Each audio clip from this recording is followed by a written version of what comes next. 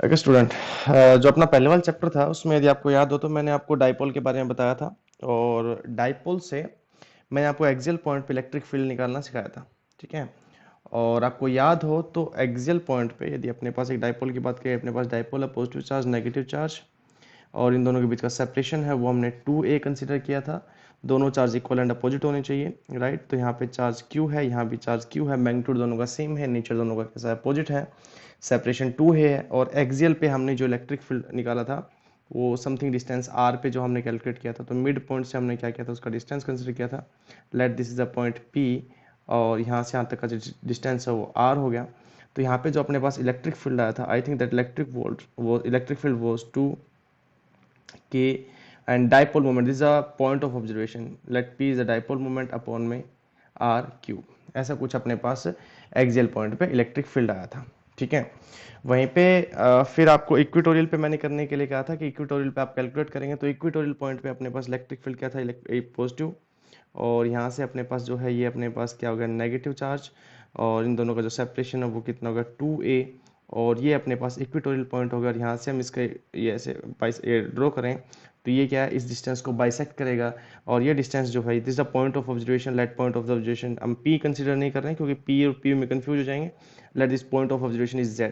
ठीक है, this is the z point of observation, and the distance from this charge, this distance is let this the distance is r, and this is the a, this is the a, then this distance become r square plus a square. Similarly this distance also becomes under root r square plus a square. ठीक है, if you student perform the derivation on this topic, ठीक है, definitely you get a result. यहाँ पे देखिए क्या आएगा अपने पास, दिस डेरिवेशन को आपने किया है तो यहाँ से पॉजिटिव वजह से इलेक्ट्रिक फील्ड होगा अपने पास इस डायरेक्शन में, इस डायरेक्शन में, नेगेटिव वजह से होगा इलेक्ट्रिक फील्ड इस डायरेक्शन में, और जो इनका रिजल्टेंट इलेक्ट्रिक फील्ड होगा कुछ इस डायरेक्शन में होगा। ठीक है। और जितना एंगल ये बनेगा उतना ही एंगल ये बनेगा। ठीक है, आप देख सकते हो कि जितना इलेक्ट्रिक फील्ड का मैग्नीट्यूड ई पॉजिटिव की वजह से होगा उतना इलेक्ट्रिक फील्ड का मैग्नीट्यूड नेगेटिव की वजह से होगा। पॉजिटिव और नेगेटिव की वजह से मैग्नीट्यूड अपने पास इक्वल आएगा, इसका मतलब जो रिजल्टेंट वेक्टर है वो दोनों कंपोनेंट के साथ क्या बनाएगा, सेम एंगल बनाएगा। If this angle is theta then this angle will also be theta. ठीक है, तो इसका जो रिजल्टेंट अपने पास आया होगा, इसका जो आपने सोल्व किया होगा, तो वो अपने पास आएगा ई इज इक्वल टू के पी अपॉन में आर क्यूब। ये इस डाइपोल मोमेंट का क्या होगा अपने पास, इलेक्ट्रिक फील्ड आया होगा। ठीक है, ये अपने पास इक्वेटोरियल पॉइंट पे आया हुआ, और ये दोनों, इन दोनों में एक अजम्पशन हमने यूज किया, तब अपने पास फाइनल रिजल्ट ये आया। इन दोनों में अजम्पशन हमने क्या किया, if R is much much greater than A, यदि इस अजम्पशन को पुट किया आपने उसके बाद आपका ये रिजल्ट आ रहा होगा, उसके बाद आपका ये रिजल्ट आ रहा होगा। This is for axial. ठीक है, this is for equatorial, this is for equatorial. ठीक है, ई एक्सियल को ई ए से लिख दिया हमने, और इक्वेटोरियल को ई ई से लिख दिया हमने।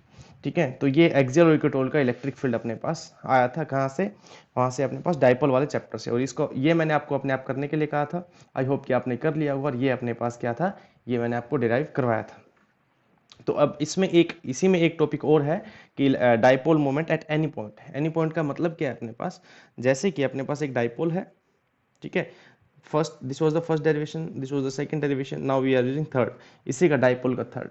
और ये अब हम इलेक्ट्रिक फील्ड कर रहे हैं, इलेक्ट्रिक पोटेंशियल नहीं कर रहे हैं। देखिए मैं ई पुट कर रहा हूँ यहाँ पे, ई पुट कर रहा हूँ, क्या कर रहे हैं हम यहाँ पे, इलेक्ट्रिक फील्ड पुट कर रहे हैं, इलेक्ट्रिक पोटेंशियल पुट नहीं कर रहे हैं। तो इलेक्ट्रिक फील्ड अपने पास कैलकुलेट, जो हम पहले चैप्टर में जो किया था वो हम अभी इस चैप्टर में भी हमें करना है, बट हम पहले उस वाली चीज़ को क्या कर रहे हैं, रिवाइज कर रहे हैं, उस वाली चीज़ को रिवाइज कर रहे हैं, ताकि हमारे पास जो इस चैप्टर में जो हमें करना है वो हमारे लिए क्या हुआ, ईजी हो जाएगा। ओके, तो यहाँ पे देखिए, यहाँ पे अपने पास एनी पॉइंट का मतलब क्या है, जैसे फॉर एग्जांपल एक डाइपोल अपने पास, ये पॉजिटिव चार्ज हो गया, ये अपने पास नेगेटिव चार्ज हो गया। ठीक है, और ये इनके दोनों का जो डिस्टेंस है, सेपरेशन है, वो अपने पास 2a हो गया। ठीक है, और यहाँ पे जो डाइपोल मोमेंट है वो आपको पता है कौन सी डायरेक्शन में होता है, negative to positive. So the direction of dipole moment over here is, this is the direction of dipole moment, let this is the small p, right. ये डाइपोल मोमेंट की अपने पास क्या आ गई, डायरेक्शन आ गई अपने पास। ठीक है, अब यहाँ पे अपने पास एनी पॉइंट, यानी परपेंडिकुलर बाइसेक्टर इसका ये है, इस परपेंडिकुलर बाइसेक्टर से हमने कोई भी एक ऑब्जर्वेशन पॉइंट कंसिडर कर लिया, let this observation point is Z. तो इस जेड पॉइंट पे क्या करना है अपने को, इस जेड पॉइंट पे, जस्ट मिनट, ओके, हाँ, इस जेड पॉइंट पे अपने को इलेक्ट्रिक फील्ड कैलकुलेट करना है इस डाइपोल की वजह से। तो इसका ये जो है, ये डॉटेड डॉटेड, हम इसको, ये अपने पास यहाँ पे आ गया जेड पॉइंट, और इस जेड पॉइंट का डिस्टेंस मिड पॉइंट से कितना है, आर है, ये अपने पास आर हो गया। ठीक है। और ये जो ऑब्जर्वेशन पॉइंट वेक्टर है ये अपने पास इसके साथ कितना एंगल बना रहा है, ये एंगल इसके साथ बना रहा है थीटा। ठीक है, तो ये अपने पास एनी पॉइंट है, कोई भी पॉइंट आप ले सकते हो यहाँ पे, आप इसको इस डायरेक्शन में ले सकते हो, इस डायरेक्शन में कहीं भी। पहले अपने पास क्या था, जनरल पॉइंट, दो अपने पास क्या थे, अपने पास स्पेसिफिक पॉइंट थे कि वो एक्सियल पे हो या फिर अपने पास इक्वेटोरियल पे हो। ठीक है, लेकिन अभी अपने पास कहीं भी हो सकता है पॉइंट, ऐसा कोई जरूरी नहीं है या तो एक्सियल पे हो इक्वेटोरियल पे, ऐसा कोई जरूरी नहीं है। डायपोल मोमेंट यदि हमें किसी डायपोल का करना है, कैलकुलेट करना है, तो उसका डायपोल मोमेंट हम किसी भी पॉइंट पे कैलकुलेट कर सकते हैं। तो हम हमारे पास कोई भी एक जनरल पॉइंट हमने कंसिडर कर लिया अपने पास, और जनरल पॉइंट है ये।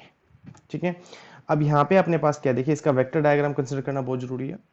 देखिए ये है आर वेक्टर, यदि आप समझ पा रहे हैं तो इस डायग्राम में ये आर वेक्टर है, जो आर डिस्टेंस की जो हम बात करें आर वेक्टर है, और जो इस डायरेक्शन में है वो है अपने पास P vector, this is direction of P vector.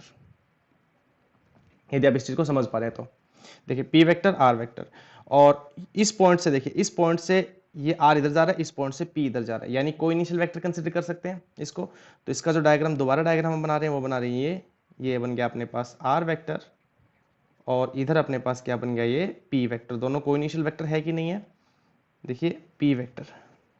ठीक है, और आर और पी के बीच में जो एंगल है वो कितना है अपने पास, आर और पी के बीच में एंगल है वो थीटा है।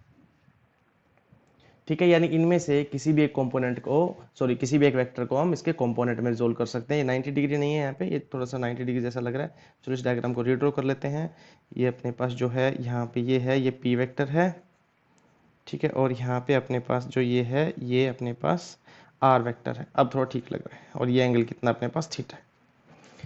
ठीक है, तो हम जो डायपोल मोमेंट वेक्टर को है वो अपने पास यहाँ पे दो कंपोनेंट में डिवाइड करेंगे। दो कंपोनेंट में, एक कंपोनेंट तो अपने पास आर के अलोंग हो जाएगा। ठीक है, एक कंपोनेंट अपने पास कहाँ हो जाएगा, आर के अलोंग, यानी पी का जो एक कंपोनेंट है वो हो गया अपने पास आर के अलोंग। ठीक है, और दूसरा कंपोनेंट पहले वाले कंपोनेंट के क्या हो जाएगा, परपेंडिकुलर। आई थिंक आप समझ पा रहे होंगे। देखिए पी वेक्टर को हम डिवाइड किया, पी वेक्टर को, जो पी वेक्टर है इसको हमने डिवाइड किया दो कंपोनेंट में, तो एक कंपोनेंट आर के डायरेक्शन में आ गया। ठीक है, जो आर के डायरेक्शन में अपने पास आया वो कंपोनेंट कौन सा हो जाएगा, पी कोस थीटा। ये वाला जो कंपोनेंट यहाँ से देखिए, ये एक वेक्टर है, इस वेक्टर का एक कंपोनेंट ये बन गया, और दूसरा कंपोनेंट पहले वाले के परपेंडिकुलर, यानी पहले वाले के परपेंडिकुलर आ गया ये। इसको बोल्ड बना देते हैं एक बार। This is the another P and this is the P sine theta. ठीक है, ये अपने पास क्या होगा, पी साइन थीटा। देखिए ये एक पी वेक्टर है, पी वेक्टर का एक कंपोनेंट अपने पास इस डायरेक्शन में लाई करेगा, दूसरा इस डायरेक्शन के परपेंडिकुलर लाई करेगा। तो परपेंडिकुलर वाला अपने पास ये हो गया, ये वाला कंपोनेंट अपने पास देखिए इस वाले डायरेक्शन के परपेंडिकुलर हो गया, और ये वाला कंपोनेंट अपने पास क्या होगा, इस लाइन के अलोंग हो गया। ठीक है, तो इस डायग्राम को जरा ध्यान से समझना होगा अपने को, कि जो P, this the P vector, ये पी वेक्टर नहीं है, पी वेक्टर है ये पी वेक्टर है।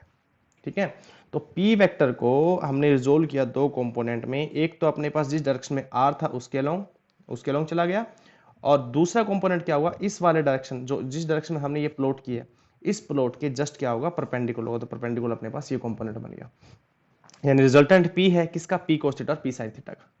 ठीक है, तो ये एंगल क्या होगा अपने पास यहाँ पे theta, P sine theta and P cos theta. Okay, अब अपने को देखिए यहाँ पे यहाँ पे थोड़ा सा जनरलाइजेशन करना पड़ेगा। इस डायग्राम को रीड्रॉ कर लेते हैं कि अपने पास यहाँ पे ये था पी वेक्टर, ठीक है, और इधर था अपने पास कोई आर वेक्टर, और इन दोनों के बीच जो एंगल बन रहा था वो थीटा बन रहा था।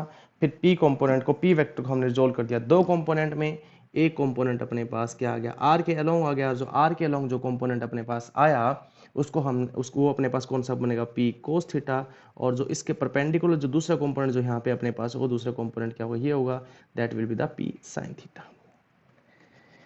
ठीक है, ये अपने पास डायग्राम है। अब इसी को इमेजिन करके हम वापस अपना डायपोल वाला सीन बनाते हैं, यानी पॉजिटिव नेगेटिव वाला सीन बनाते हैं। इनिशियली यदि डायपोल के देखिए, डायपोल की डायरेक्शन पी वेक्टर डायरेक्शन इस डायरेक्शन में इधर है, तो इसका मतलब नेगेटिव से पॉजिटिव होती है। इस साइड कौन सा चार्ज रहा होगा, इस साइड कोई नेगेटिव रहा होगा, इस साइड कौन रहा होगा, कोई पॉजिटिव रहा होगा।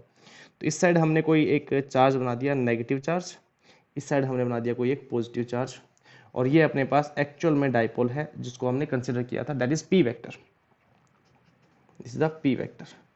ठीक है, अब इसके मिड पॉइंट से हम क्या कर रहे हैं, इसके मिड पॉइंट से आर वेक्टर ले गए, इसके मिड पॉइंट से हमने लिया आर वेक्टर। ये अपने पास जेड है और ये अपने पास क्या है, are vector.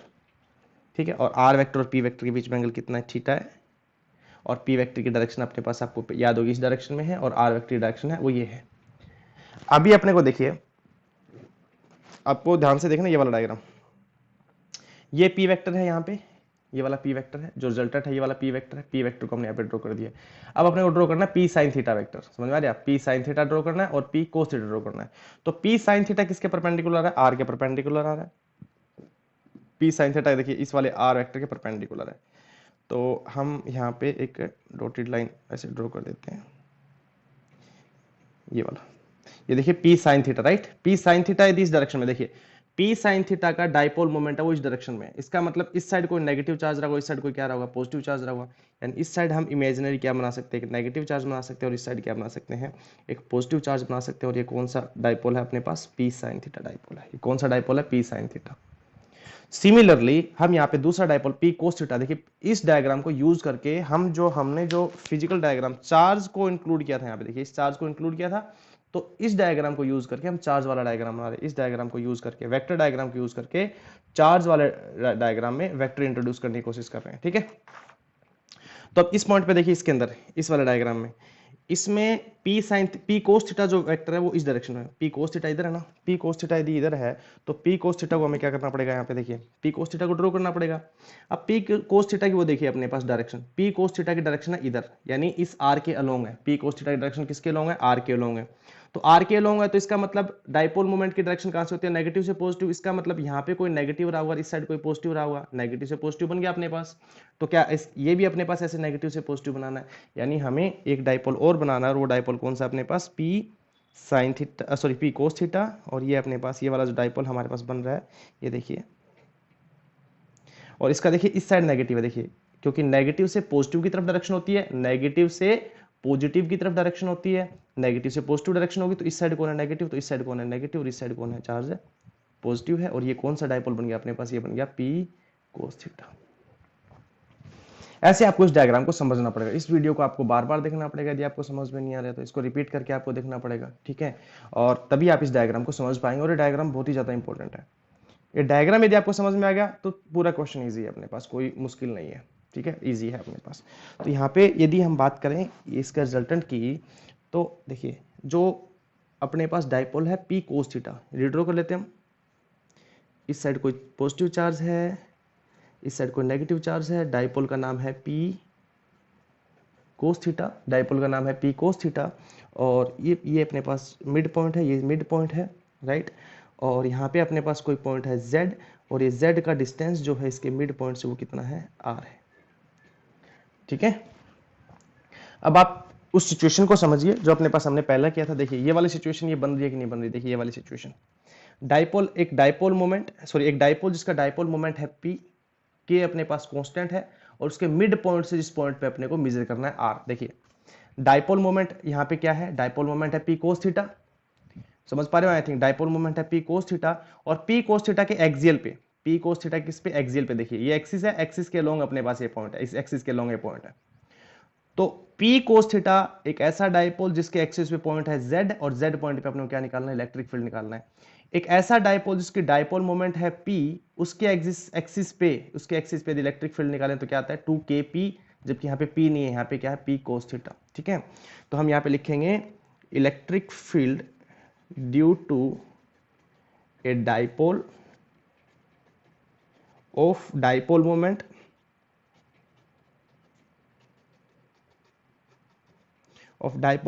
p cos theta, ठीक है? Electric field due to a dipole of dipole moment p cos theta. Electric field एक ऐसे डाइपोल की वजह से जिसका डाइपोल मोमेंट क्या? p cos theta will be, क्या होगा अपने पास?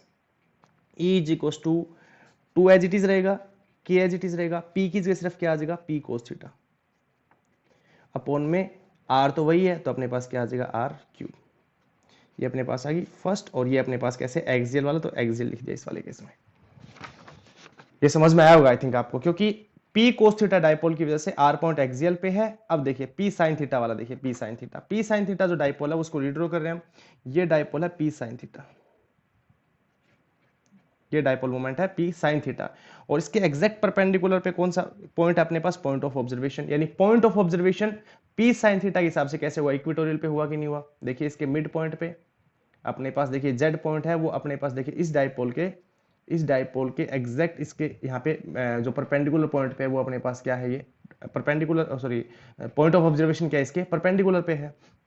यानी इक्वेटोरियल पॉइंट पे है, इक्वेटोरियल पॉइंट पे है तो अपने पास कितना आ जाएगा, ये डिस्टेंस कितना है यहाँ पे देखिए r, ये डिस्टेंस अपने पास r हो गया। और देखिए अब अपने पास केस क्या है, electric field due to a dipole of dipole moment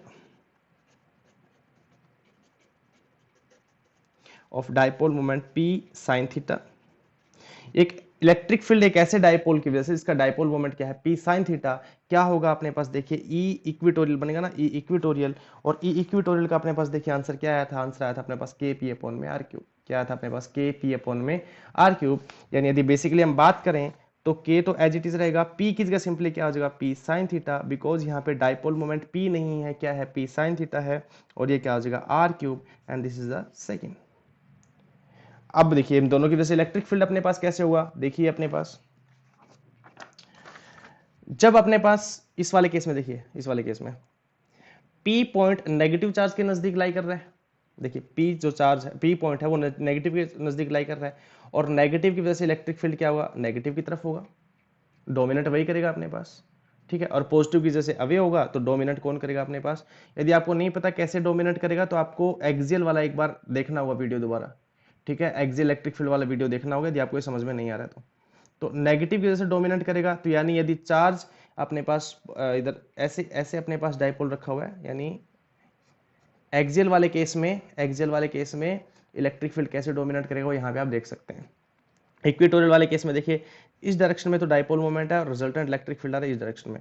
यानी इक्वेटोरियल में बात करें, यदि इक्वेटोरियल में बात करें तो अपने पास इक्वेटोरियल में तो जो डाइपोल मोमेंट के अपोजिट इलेक्ट्रिक फील्ड आ रहा है, और एक्सियल वाले में इलेक्ट्रिक इसके अलोंग इलेक्ट्रिक फील्ड आ रहा है, ठीक है।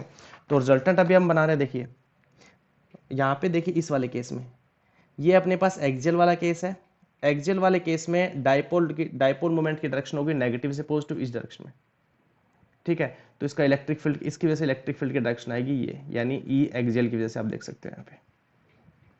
इक्वेटोरियल में अपने पास देखिए डाइपोल मोमेंट की डायरेक्शन होगी ये, डाइपोल मोमेंट की डायरेक्शन यदि ये होगी तो यहाँ पे अपने पास देखिए डाइपोल मोमेंट के अपोजिट अपने पास क्या आएगा, ई इक्वेटोरियल वाला।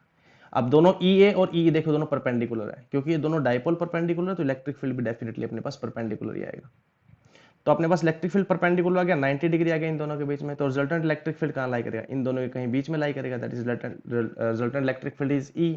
तो रिजल्टेंट इलेक्ट्रिक फील्ड ई कैसे कैलकुलेट करेंगे, the resultant electric field E is calculated by under root E axial square plus E equatorial square plus 2 E axial E equatorial cos theta, and cos theta is 90 degree because the angle between EA and EE is 90 degree.